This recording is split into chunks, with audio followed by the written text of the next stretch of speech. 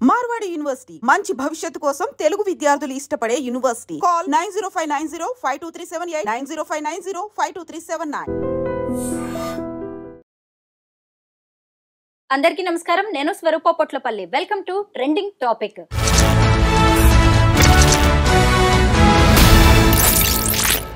Donald Trump తీసుకుంటున్న నిర్ణయాలతో foreigners లో టెన్షన్ మొదలైంది.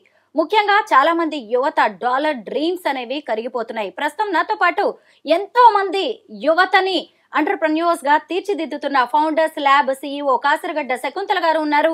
ఆవిడతో మాట్లాడి అసలు మన ఇండియాలో ఉండే మనం ఆపర్చునిటీస్ ఎలా క్రియేట్ చేసుకోవచ్చు, మనల్ని మనం ఒక బిజినెస్ మ్యాన్ గా, ఎంటర్‌ప్రెన్యూర్ గా, ఇండస్ట్రియలిస్ట్ గా ఎలా నిలబెట్టుకోవచ్చు, వీటన్నిటి గురించి ఆవిడని అడిగి తెలుసుకుందాం.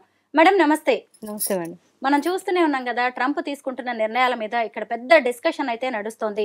ముఖ్యంగా చదువుకోవడానికి వెళ్ళి అక్కడ పార్ట్ టైం జాబ్స్ చేస్తే మేము ఒప్పుకోము, మీ వీసా రద్దు చేస్తామని ఎప్పుడైతే ట్రంప్ చెప్పారో అప్పటి నుంచి అక్కడ చదువుకుంటున్న విద్యార్థుల్లో అలాగే ఇక్కడున్న తల్లిదండ్రుల్లో టెన్షన్ మొదలైంది. అంటే ఫ్యూచర్లో కూడా చదువుకోవాలి, అక్కడికి వెళ్ళి జాబ్స్ చేయాలి అనుకునే వాళ్ళు కూడా టెన్షన్ పడుతున్నారు.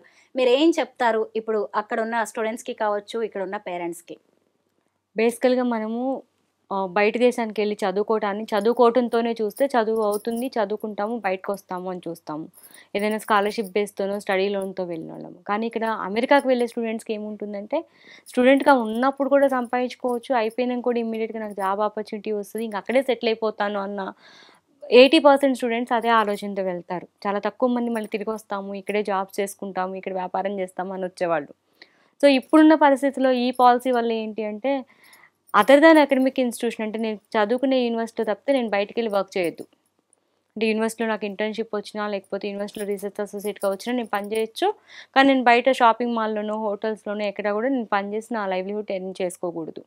సో ఈ పరిస్థితిలో ఏంటంటే చాలామందికి వాళ్ళ డే టు డే ఎక్స్పెండిచర్కి చాలా ప్రాబ్లం అవుతుంది.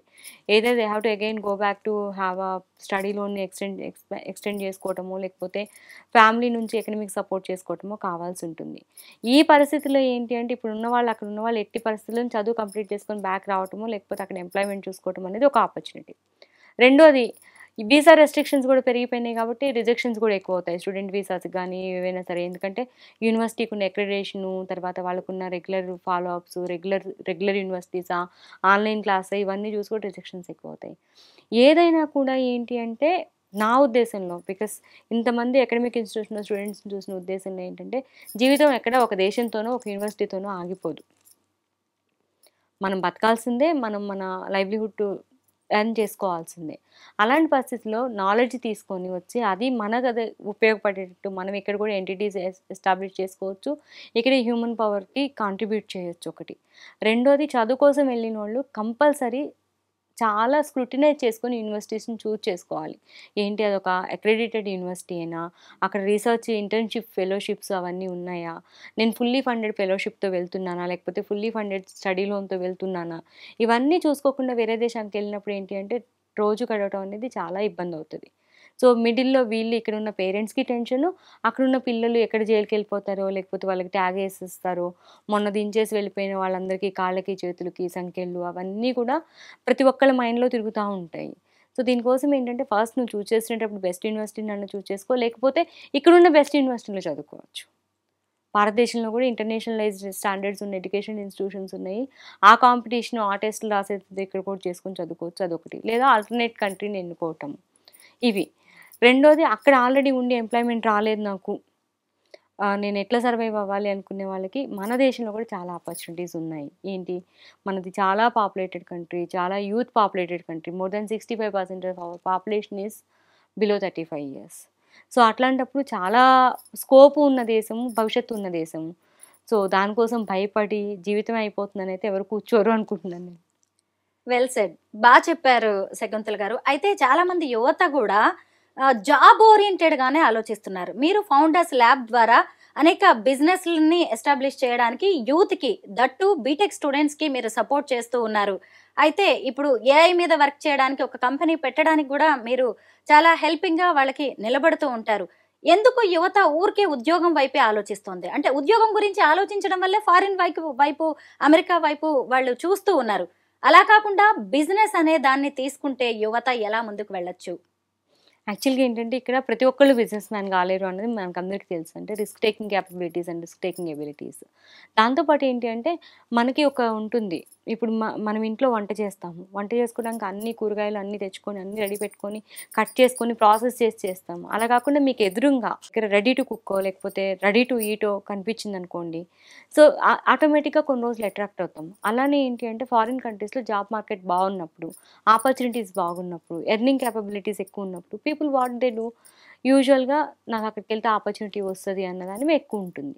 సో, రిస్క్ టేకింగ్ ఎబిలిటీ ఉన్న 10-15% పీపుల్ కూడా they look forward for taking up jobs. ఇప్పుడున్న పరిస్థితిలో ఏంటి అంటే యెస్, నేను రిస్క్ తీసుకోవాల్సిందే.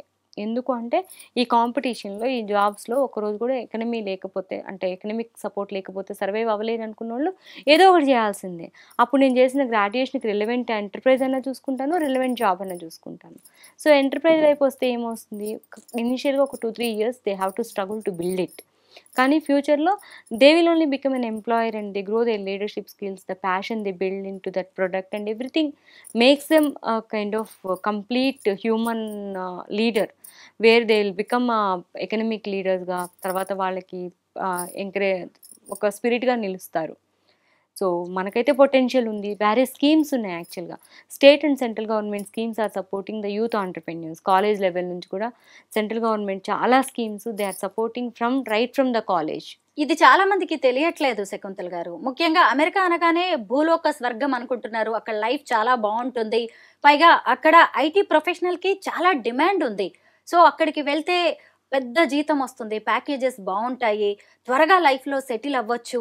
ఇలాంటివన్నీ కూడా వాళ్ళని అమెరికా వైపు నడిపిస్తూ ఉన్నాయి. అలా కాకుండా ఇక్కడే మనం ఎలా నిలబడవచ్చు? ఎందుకంటే మీరు ఫౌండర్స్ ల్యాబ్ ద్వారా ఆర్టిఫిషియల్ ఇంటెలిజెన్స్ కంపెనీస్ ని ఎస్టాబ్లిష్ చేయడానికి కూడా సపోర్ట్ చేస్తూ ఉన్నారు. ఇక్కడ మన యువత ఇక్కడే ఆగిపోవాలంటే ఏం చేయాలి? ఎవరిని కూడా బలవంతంగా ఆపలేము ఫస్ట్ థింగ్. యాక్చువల్‌గా ఏంటంటే చాలా మందికి చాలా స్కీమ్స్ గురించి తెలీదు. ఇంతకుముందు కూడా నేను ఒకసారి చెప్పాను. క్రెడిట్ లింకేజ్ స్కీమ్స్ ఉన్నాయి. వేరాస్ 2 క్రోర్స్ వరకు without collateral banks are providing loans for establishing an enterprise. అలానే మన దగ్గర చాలా central government and state governments central schemes actually for students entrepreneur in residence అనే స్కీమ్ ఒకటి ఉండింది. ఎక్కడ నీ చేతిలో ఒక ప్రొడక్ట్ నువ్వు ఎంవీపీ తయారు చేసి ఉన్నావు. నీకు ఆ ఎంటిటీ ఎస్టాబ్లిష్ అయ్యే వరకు ఒక ఫెలోషిప్ ఉంటుంది. 35,000-40,000 వరకు ఫెలోషిప్ ఇస్తారు ఎవ్రీ మంత్. అంటే నీ లివింగ్ ఎక్స్‌పెండిచర్ ప్లస్ నువ్వు ఒక ప్రొడక్ట్‌ని డెవలప్ చేయడానికి నీకున్న ఫెసిలిటీస్‌కి సంబంధించిన డబ్బులన్నీ వస్తున్నాయి. అలానే జెనెసిస్ అని ఒక స్కీమ్ ఉంది. ఒక స్టార్టప్ డెవలప్ కావడానికి 2.5-4.9 లాక్స్ వరకు government is ready to spend for you.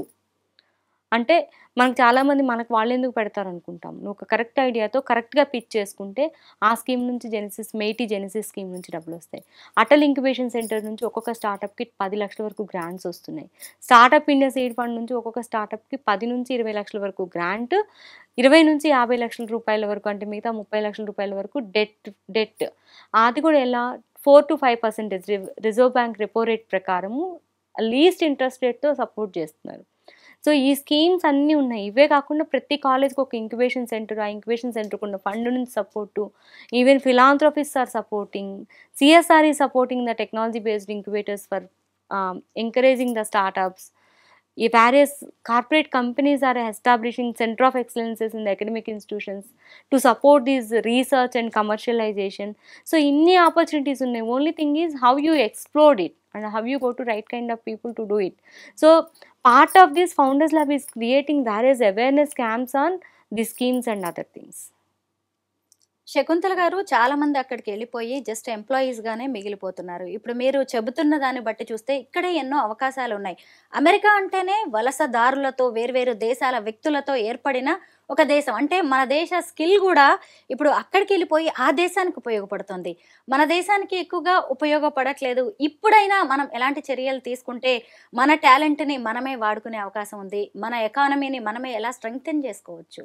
బేసికల్‌గా ఒక మోటివేషన్ తీసుకునేటప్పుడు మనలో మోటివేషన్ తీసుకునేది ఏంటంటే అమెరికా ఈజ్ ఆల్వేస్ ఒక సామెత ఉంటుంది. అందని ద్రాక్ష పుల్లన అని చెప్పేసి. సో అక్కడికి వెళ్ళలేని వాళ్ళేమో అక్కడ ఏమి బాగుండదంట, గన్ కల్చర్ ఉందంట, అది ఇది అనుకుంటారు. అక్కడ ఉండి ఎంప్లాయ్మెంట్ ఉన్నోళ్ళేమో ఇక్కడ కొంచెం లైఫ్ బాగానే ఉంది, కంఫర్టబుల్గా ఇక్కడే ఉండిపోతాము, బికాస్ డాలర్ని రూపాయితో కంపేర్ చేసుకొని చూసుకుందాము అనుకుంటారు. కాకపోతే ఏంటంటే ఎక్కడుంటే అక్కడ ఆపర్చునిటీ క్రియేట్ చేసుకున్న వాళ్ళు సర్వైవల్ రేట్ ఎప్పుడు కూడా 100% ఉంటుంది. ఇప్పుడు ఏంటి అంటే అసలు అక్కడికి నుంచి మేధోవల్స్, ఇందాక ఫౌండర్స్ ల్యాబ్ గురించి ఎక్స్ప్లెయిన్ చేసినప్పుడు కూడా మేధోవల్స్ని అరికట్టడం అనేది ఫౌండర్స్ ల్యాబ్ యొక్క ఫస్ట్ ఎయిమ్. ఎందుకు అంటే మన దేశం యొక్క నాలెడ్జ్ మన దేశానికి ఉపయోగపడాలి, ప్లస్ మనమే ప్రొడక్ట్స్ బిల్డ్ చేసుకోవాలి. Because of hugely populated country like India needs many projects, many products and many employment generation companies, because we need employment generation companies to create employment to our own people. So ఈ ప్రాసెస్లో ఏంటి అంటే అక్కడున్న opportunities, అక్కడ నాలెడ్జ్ని పెంచుకొని ఇక్కడ వచ్చి కంపెనీలు పెట్టే వాళ్ళు కూడా ఉన్నారు.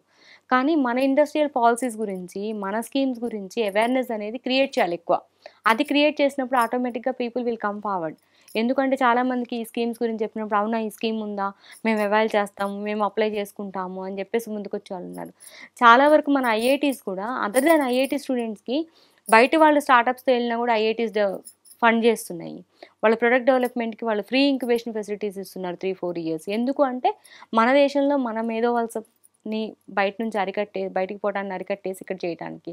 సో ఈ ఎఫర్ట్స్ అన్నిటిని ఎవరో ఒకళ్ళు బయటికి తీసుకెళ్ళాలి.